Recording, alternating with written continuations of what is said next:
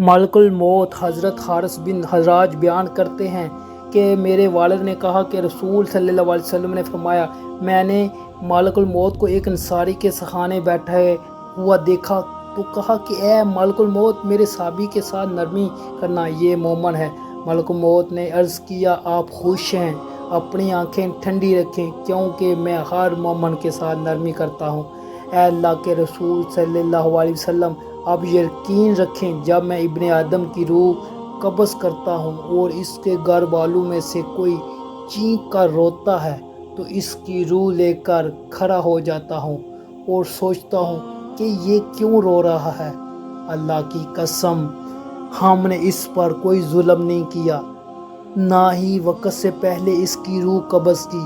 اگر یہ اللہ کی تقدیر پر صبر کرے تو ان کو اجر ملے گا، اگر یہ چینک و پکار ولولہ کریں گے تو گناہگار ہوں گے۔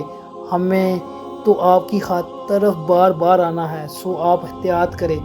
میں دن رات، تری اور خشکی پر، میدان اور پہاڑ پر، ہر گھر پر نظر رکھتا ہوں اور ہر چھوٹے بڑے کو پہچانتا ہوں، اور اے اللہ کے رسول صلی اللہ علیہ وسلم، میں اللہ کی اجازت کے بغیر ایک مچھر کی روح بھی قبض نہیں کر سکتا۔